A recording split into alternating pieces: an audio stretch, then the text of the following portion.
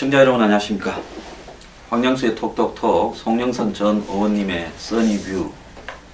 자, 송영선 의원님 오셨습니다. 네, 안녕하세요. 예, 제가 오늘 네. 방송국에서도 여러 번 뵀는데 예. 자, 의원님 지금 탄핵이 오늘 발의가 됐습니다. 네. 171명이 네. 공동 발의를 했어요. 네. 그래서 이 세월호 참사 문제까지도 탄핵안에 들어갔습니다. 네. 그랬고 야3당은 탄핵 소추안 그 쟁점을 단 하나의 문장에 담았습니다.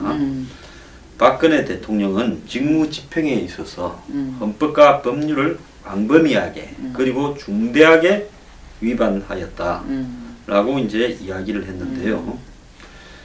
자, 이 부분이 이제 이 탄핵의 기본적인 사유입니다.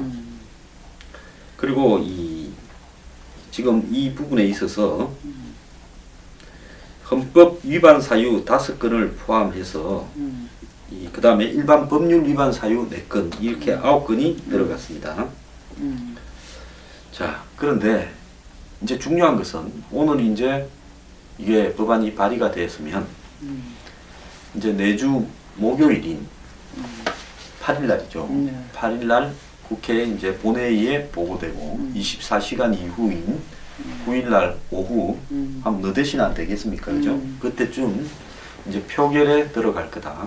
이제 야당이 더 이상 이 표결로 혼선을 빚을 일은 없지 않습니까? 그렇죠. 왜냐하면 뭐 야당은 171명 공동 발의를 했으면은 발의해놔놓고 표결을 안 할 리는 없죠. 그러니까 야당 자체 내에서는 더 이상 이제 정리가 됐다. 예, 정리가 완전히 야당 자체 내에서는 다른 표갈림이라든가 뭐 배신이라든가 또 딴짓하거나 이건 없고 일단은 가는 겁니다. 네. 자, 그러면 이제는 새누리당이 비박이 네. 여기에 이제 표결에 참가해서 김종태 의원이 탈당했으니까 28명이 가세를 해야 200명을 채우지 않겠습니까? 네. 자, 그렇게 된다면 28명을 채울 수 있는가가 문제인데 비박이 이제 29일날 대통령이 3차 담화를 해서 국회에 퇴진 일정과 법률 절차를 퇴진에 관한 부분을 여야 합의로 처리해달라 네. 이렇게 공을 넘겼잖아요. 그 이후부터 비박이 좀 이상해져 가지고 어제는 친박 비박 할 것 없이 만장일치로 당론으로 대통령 4월 퇴진 6월 대선을 갖다가 결의를 했습니다. 그러면서 이제 비박의 전체 의견인지 뭐 일부의 의견인지 모르지만 어쨌든 비박은 이 내주 수요일 그러니까 7일날 오후 6시까지 대통령이 4월 퇴진을 확인해주면 이제 탄핵을 안 하겠다는 거. 유승민 의원 같이 몇 사람은 야당이 여야 합의로 그걸 추진 안 해주면 대통령이 그렇게 말을 하더라도 탄핵을 하겠다 그러고 김무성 대표는 야당의 의사하고는 관계없이 대통령이 확인만 해주면 탄핵에 불참하겠다 이렇게 이야기하는 부분입니다. 여당 내부에 탄핵파끼리도 의견이 많이 엇갈리고 있는데 대다수는 김무성 의원과 뜻을 같이 해요. 자, 이 배경에는 지금 무엇이 작동했다고 보십니까? 지금 사실은 김무성 전 대표가 자기 일생에서의 나름대로는 제일 큰 결심이라고 밖에 볼 수 없죠. 왜냐하면은 공식적으로 대선 출마를 선언한 적은 없지만 지금까지 걸어온 정치적 발자취를 보면 대선 출마하는 모습에 활동을 계속 해온 건 사실이거든요. 그러다가 자기 입으로 또 사실은 대선을 접었다고 얘기했습니다. 다 접는 가장 큰 이유, 가장 직접적인 이유가 탄핵을 자기는 목숨을 걸고 탄핵을 추진하겠다 했는데 그 목숨이 어디 가버렸는지 지금 탄핵이라는 말은 아예 없어져 버렸어요. 뭐 오죽하면 우리 김 대표를 30시간 법칙이라고 하는데 요번에도 사실은 시간을 계산하면 30시간을 넘은 이번에 좀 오래 버텼다가 예. 근데 어쨌든 그래서 첫 번째 이유는 이제 김무성 대표가 자기가 모든 걸 정치 생명과 정치적 명예를 걸고 탄핵을 추진하는데 이 나라의 뭐 보수와 이 나라의 정치적인 가치를 바로하기 위해서 정부를 던지겠다 해놔놓고 지금 꼬리가 약간 이상하게 막 허물허물하게 꼬리가 없어지는 거로 되고 어느 날 아침에 갑자기 이제 사실 뭐 대통령 어느 날 아침이라는 게 11월 29일이겠죠. 담화문이 나오고부터 대통령이 자진 사퇴할 수 있도록 우리가 힘을 모아주자는 쪽으로 방향을 지금 전환을 해버렸습니다. 그래서 엄밀하게 말하면 새누리당에는 더 이상 비박 친박이 없고 옛날의 새누리당으로 지금 돌아갔죠. 그리고 그 옛날의 새누리당의 입장은 뭐냐 하면은 4월 말 조기 퇴진 그리고 이제 6월 대선 선거인데 여기에서 명심해야 될 것은 첫째로 국회가 대통령의 퇴진, 진퇴를 결정할 수 있는 방법은 법적으로 탄핵이나 개헌밖에 없습니다. 정치적인 타협에 의해서 대통령의 진퇴를 결정하는 것은 나중에 문제점을 남깁니다. 왜냐하면은 문제를 걸고 나왔을 때에 사실은 이게 헌법 조항으로 따진다 하면 헌법에 근거가 있느냐면 없어요. 없어요. 정치적인 해결하자는. 또 대통령께서도 마찬가지입니다. 사실은 여야가 합의를 해주면 그때 퇴진하겠다 하는 것도 또 헌법에 없는 거예요. 그래서 대통령께서도 지금 위헌, 새누리당의 그 해결 방법도 위헌인데 법치국가에서 가장 선봉자적인 입장에서 법을 지켜야 될 사람이 통수권자인 대통령 그리고 국민의 표를 먹고 사는 국회여야 되는데 그분들이 지금 앞장서가지고 위헌 요소를 만들어내고 있으니까 국민들 입장에서는 나중에 전부 다 법을 어긴 사람들이라고 얘기하면 사실 할 말 없는 거죠. 예. 새누리당의 전현 대표는 목숨을 너무 쉽게 걸었다가 지금 사실은 다 목숨들을 내놔야 되는데 둘 다 아직은 내놓고 있지는 않습니다. 그런데 국회의원들이 표만 먹고 사는 게 아니라 법을 만들고 법을 폐기하는 사람들인데 저들이 만든 법을 저들이 지킬 생각을 전혀 안 하고 있어요. 대통령이 일찍 그만두는 방법은 자진해서 그냥 아무 조건 없이 바로 물러나 버리는 것. D는 대통령이 물러난 사람이 따질 필요가 없죠. 하나는 탄핵, 2개밖에 없습니다.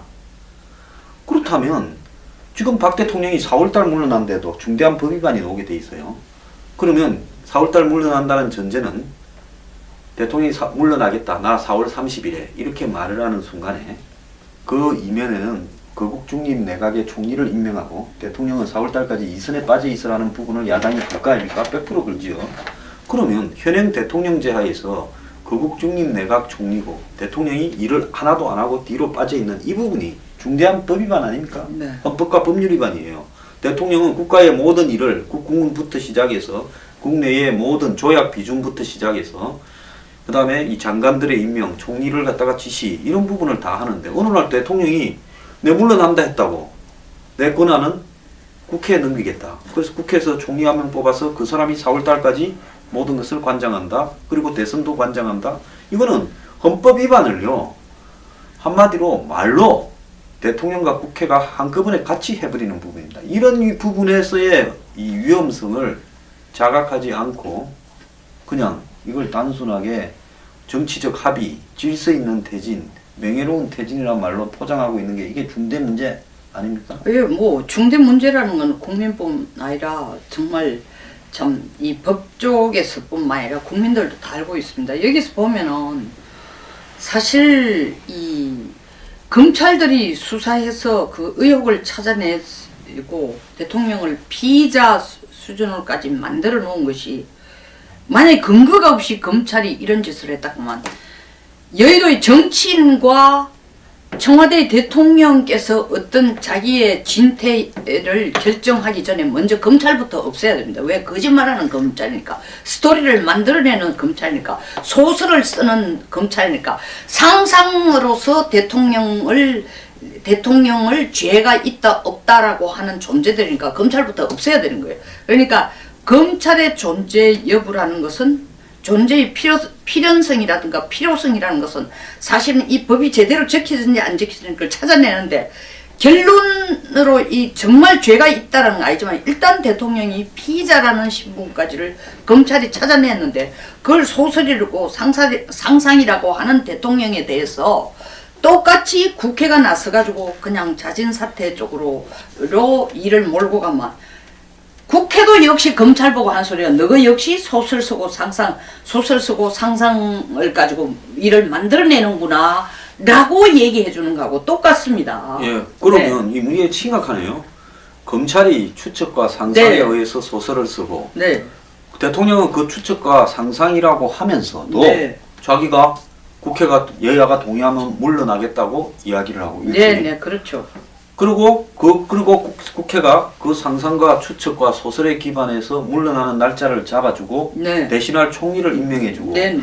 이게 도대체 나라 꼴이 아니 그래서 제가 위헌이라는 이게 정치권과 대통령이 하는 거와 하시는 거와 여의도가 하는 게 다 위헌이라는 게 근본적으로 나라를 혼돈뿐만 아니라 무법천지로 지금 만들고 있다는 거죠. 왜냐하면 검찰이 지금까지 해놓은 것이 소설이고 상상이라는 것을 정치권이 그대로 인정해 주라는 얘기거든요. 그러면 이제 법이 없다는 얘기인데 지금부터 나서가지고 정치권이나 대통령이 나서가 여러분 법을 지키세요. 길가 가다가 교통신호를 어겼는데 범칙금으로 6만 원 내세요. 15점 벌점입니다. 가만. 그 쪽지를 받는 순간 이걸 왜 해야 돼? 법이 없는 나라인데 당신 뭐야? 뭘 근거로 가지고 이렇게 얘기하냐?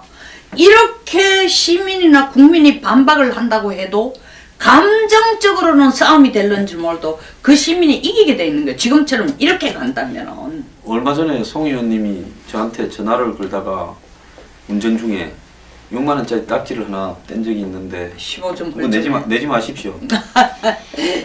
그래도 저는 법을 지킵니다.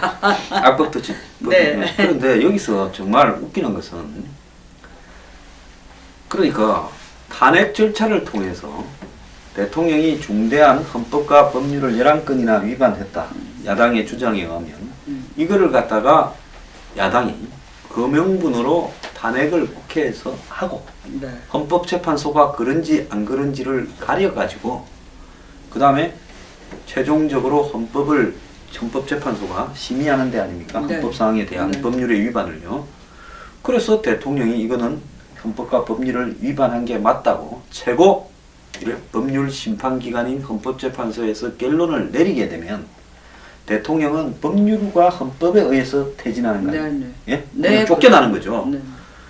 그래서 이 부분은 모든 것이 제도적이고 절차적인 부분에 따라서 순차적으로 진행되는 건데 이 부분을 마치 무질서 그리고 비명예라고 이야기를 하고 검찰의 소설과 국회의 소설을 기반해서 더러우니까 물러나겠다는 대통령과 이렇게 해서 그만두는 거는 이거는 초법적인 한마디로 월권적인 탈법적인 이런 상황을 갖다가 법률을 만드는 기관, 법률을 집행하는 기관 모두가 다 공모해서 이렇게 네. 위반하는 거 아니에요? 맞습니다. 그래서 제가 한 얘기가 자꾸 이런 식으로 생각을 하는 게 여기에 문제점이 뭐가 심각한 문제냐는 새누리당은 법 앞에서 평등하지만 대통령은 예외라는 걸 생각하는 거예요.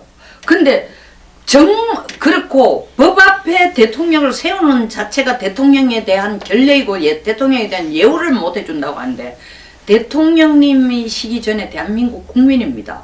그러면 헌법에 따라 모두가 움직이게 돼 있어요. 그러면 법 앞에서 평등하기 위해서 가장 공정한 판단을 받는 것이 바로 탄핵 절차입니다. 저는 여러 번을 얘기를 했습니다. 이 립서비스로 하는 얘기가 아니라 탄핵의 결론이 나오기 전까지는 대통령이 죄를 지었다고 결론을 내리면 안 됩니다. 피의자에 불과합니다. 피의자. 그러면 이 대통령이 탄핵의 절차를 거쳐서 실질적으로 헌재에서 결론이 나오기 전까지는 피의자에 불과하지 범죄자가 아닙니다. 그럼 대통령도 이 과정을 거쳐서 정말 자기가 죄가 법에 의한 판단이 촛불에 의한 판단과 일치하는지 안 하는지를 본인이 확인을 하셔야 돼요. 그래야 그게 떳떳하고 그리고 그런 기회를 열어주는 것이 국회가 할 일인데 국회는 지금 그 기회를 열어주는 게 대통령에 대해서 엄청난 결례다라고 국회가 아니라 새누리당은 그렇게 생각하고 있기 때문에 이 국민들이 지금 촛불을 드는 가장 엄중한 메시지는 뭐냐면 새누리당이 지금 법을 해석하는 방법이 일반 국민들 수준은 못 미친다라는 그 경고장을 지금 보내고 있는 겁니다. 자, 우리가 예를 들어서 대통령이 아닌 국회의원 한 명을 예를 들어 봅시다. 국회의원 한 명이 접근하고 이렇게 해서 대기업에 돈을 받았어요. 엄청나게. 그리고 국회의원이 거기에 공무원 정황이 나왔다 칩시다. 그러면 검찰이 국회의원을 오라고 하면 국회의원이 회기 중이라고 검찰에 출석을 안 하면 언론이 뭐랍니까? 굉장히 욕을 하죠. 국민들이 다 들고 일어나서 뭐 저런 놈이 있냐, 맨척 특권 뒤에 숨었다 막 욕을 합니다. 그러면 뭐가 됩니까? 이제 체포 동의안이 네. 국회에서 이렇게 검찰이 국회에 이야기하고 국회에서 그걸 하면 이제 정부의 국무회의로 넘기지 않습니까? 네. 그러면 체포 동의안이 국회로 넘어왔을 때 과거에 국회의원들이 그 체포 동의안을 부결시킨 적이 있었죠, 몇 번. 네. 이럴 때마다 면책 특권 뒤에 숨어서 한마디로 초법적인 활동을 한다고 그 국회의원이나 그 결정을 한 국회에 대해서 그야말로 난도질하는 비판을 하고 있습니다. 그럼 제가 여기 하나 묻겠습니다. 지금 검찰에 조사를 받겠다고 해놓고 스스로 몇 차례 약속을 어기면서 검찰 조사를 무시하고 안 받은 대통령, 그리고 그 대통령에 대해서 어떻게 조사를 할 수 있는 방법에 대해서 재촉도 안 하는 검찰, 그리고 대통령이 중대한 헌법과 법률을 위반을 했음에도 불구하고 질서 있게 명예롭게 퇴진시켜야 된다고 이야기하면서 일찍만 나가면 모든 법률 위반을 덮어주고 퇴임 이후에도 뒤를 묻지 않겠다라고 하는 말을 명예와 질서로 포장하는 국회. 네. 이게 도대체 이게 정상적인 나라냐 하는 아니, 부분이 그 촛불이 왜 나왔겠습니까? 촛불이 국민들 의식 수준이 옛날하고 다릅니다. 우리가 87년 체제에서 지금 딱 30년이 지나서 지금 보면요. 통수권자의 수준은 별로 발전이 안 됐습니다. 예. 죄송하지만. 예. 근데 국민들의 민주주의 의식, 국민들의 사고는 어마어마하게 발전이 된 거예요. 지금 어떠냐면 우리가 개발국가에서는 국가를 끌고 가는 실질적인 브레인 역할이 누구냐 하면은 사실 군부들이 하고 있습니다. 어느 나라나 다 그렇습니다. 네, 개발국가에서 개발도상국가.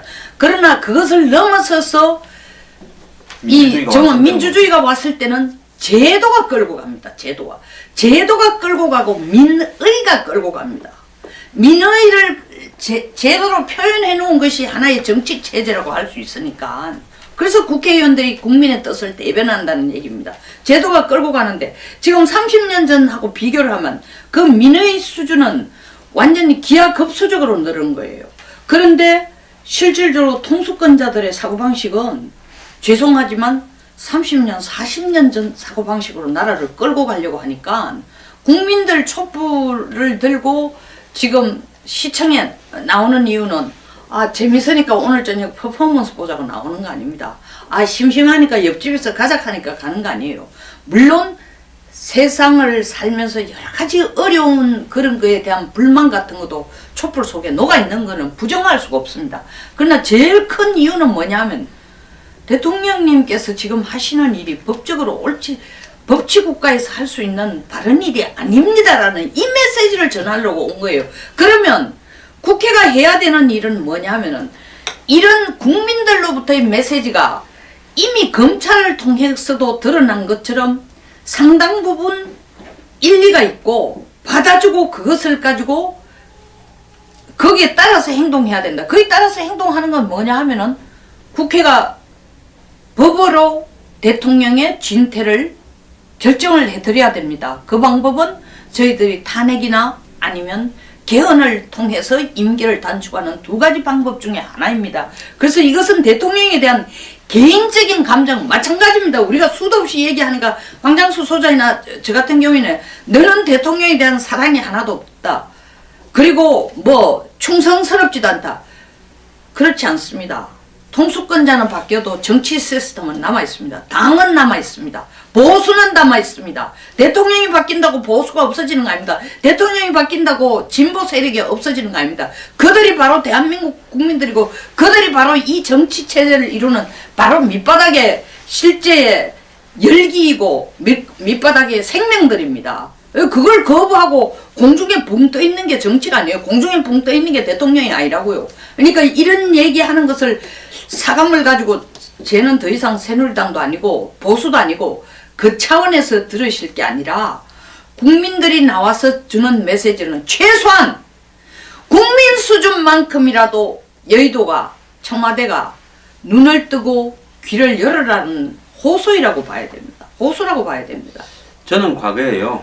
2004년에 노무현 전 대통령을 탄핵해야 된다라는 입장을 가지고 거기에 좀 앞장도 섰습니다.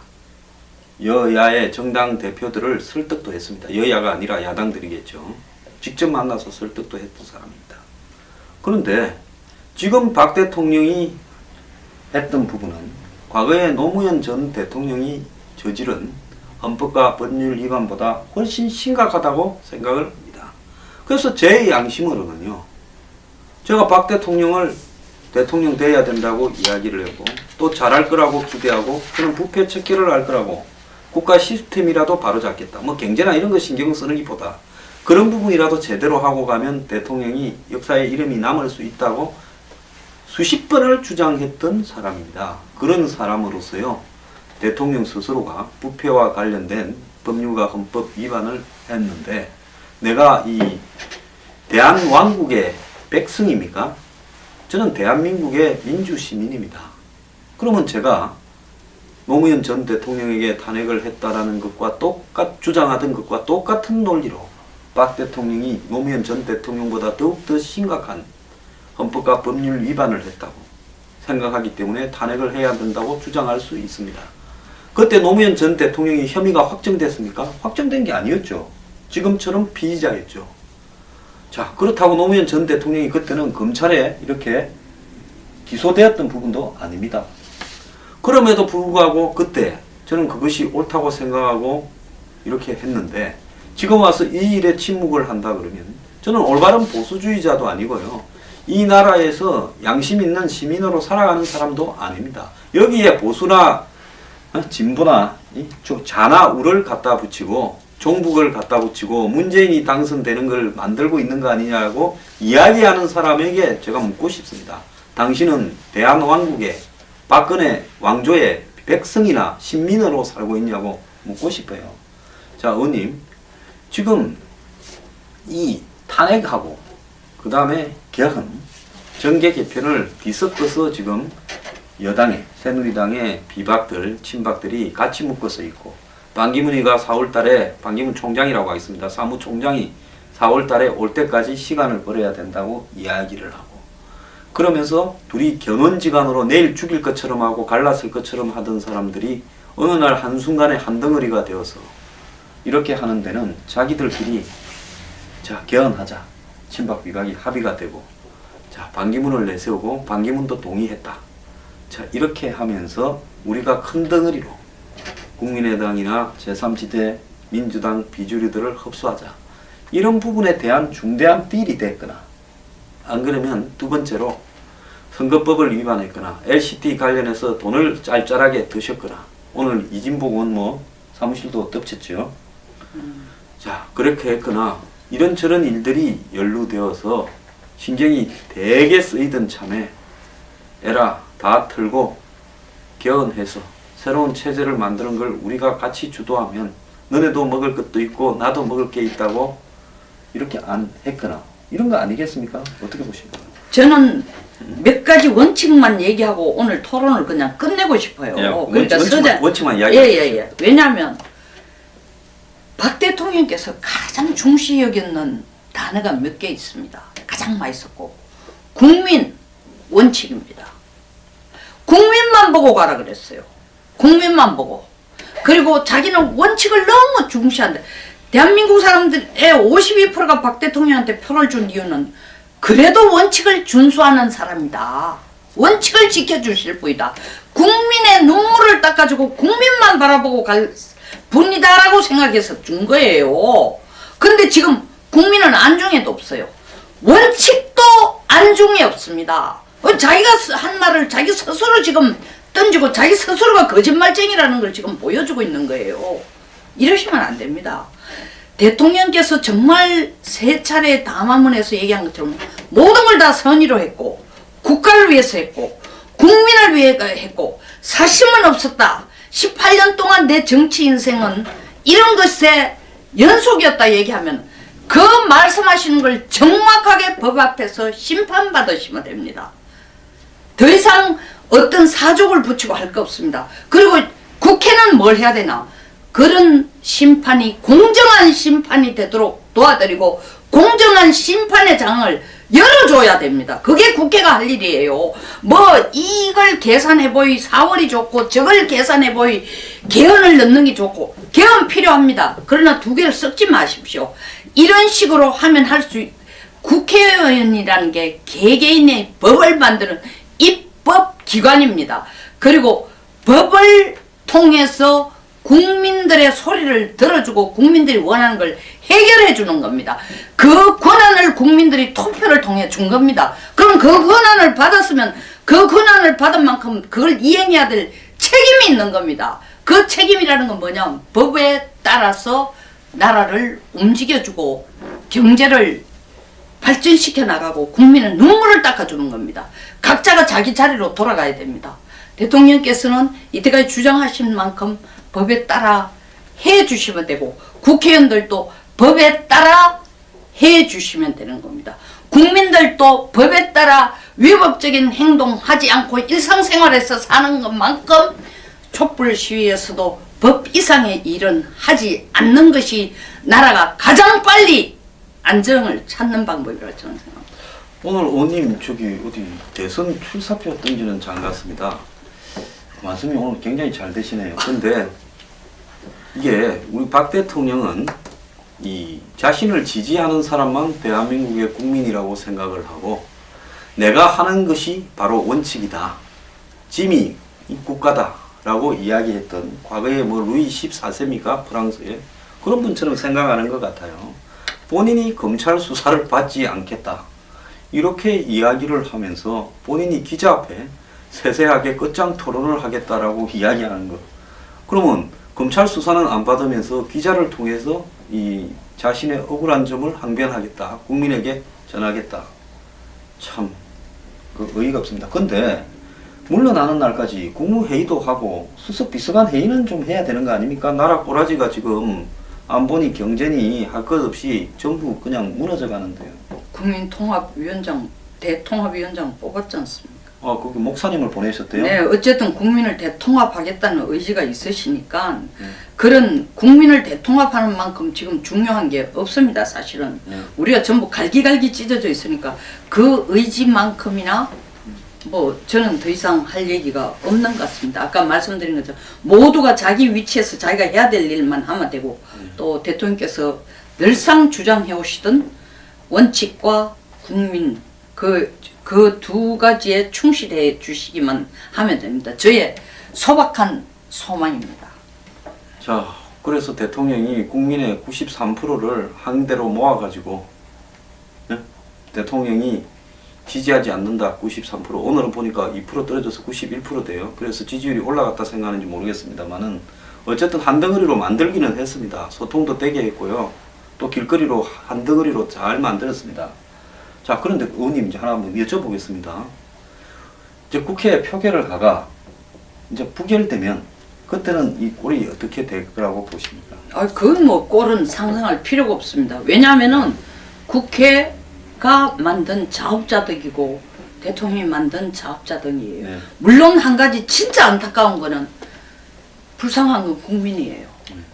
그래서 불쌍하기는 합니다. 뭐 집회에 갔다 오신 분 이야기를 들으니까 날도 춥고 가서 보면 멋지고 무슨 콘서트 하는 것 같았는데 그 있어 보면 얼어 죽을 것 같고 팔다리도 아프고 고생 중에 그런 상고생도 없고 오줌 눌 데도 없다 이런 이야기도 하시고 배도 고프고 이렇다는데요. 네. 이 중요한 거는 그럼 국민의 입장에서 한번 봅시다. 법대로 가야 되는데 법이 작동을 하지 않아서 탄핵도 부결되고 검찰은 대통령을 조사도 못하고 특검을 한다는데 잘 될지도 모르겠고 자 그럼 탄핵도 이제 부결되어 버렸다. 그러면 이제 국민들은 뭘 해야 됩니까? 그 다음부터는 법이 작동을 안 하고 법을 만드는 사람도 작동을 안 하고 아까 제가 말씀드렸지 않습니까? 국민이 그럼 뭐 행명을 해야 됩니까? 무법천지가 돼도 국가에서 할 얘기가 없다. 그러면 국민의 입장에서는 이 탄핵이 부결되면 그 다음에는 이 원칙이 뭔가는 제가 볼 때 뻔한 것 같습니다. 국가기구가 법을 작동시키기를 검찰도 포기하고 국회도 포기했을 때 그러면 국민들이 힘으로 검찰이나 국회를 정신을 차리게 하는 방법밖에 안 남아 있는 거 아니냐 하는 것이 제 생각입니다. 그래서 제 생각에는요.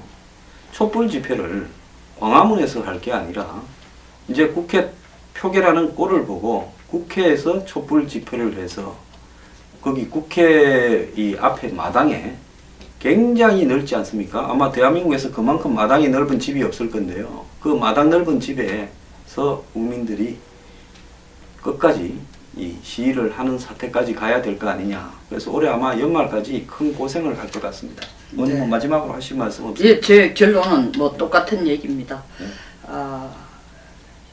사람이 자기 말에 책임지는 게 제일 어렵습니다. 예. 그런데 자기 말에 책임을 질 때 가장 존경받고 신뢰받을 수 있습니다. 예. 그게 저의 결론입니다. 자, 의원님 그런 말씀하시니까 저도 이야기를 좀 하겠는데요. 저는 박근혜 대통령이 돼야 된다고 주장할 때 부패 척결을 이야기를 했습니다. 그리고 사회 모든 시스템을 바로잡을 거라고 이야기했는데요. 그래서 박근혜 대통령이 되고 난 뒤에도 부패를 척결하라고 수도 없이 이야기를 해서 뭐 원전 비리, 철도 비리부터 시작해서 한전 비리, 온갖 비리를 척결해 달라 이렇게 부탁을 했습니다. 그리고 유병헌 때도 이 관피아 척결부터 정관계 비리자들 다 잡아라 이렇게 이야기를 했습니다. 그랬는데 대통령이 이제 이 부패와 관련된 의혹의 당사자가 되었기 때문에 저는 원칙을 지키는 사람으로 대통령이 물러가라고 말을 할 수밖에 없고 그것도 처음부터 끝까지 저는 탄핵에 처리를 해야 된다 라는 말을 처음부터 끝까지 해 나갈 수밖에 없다.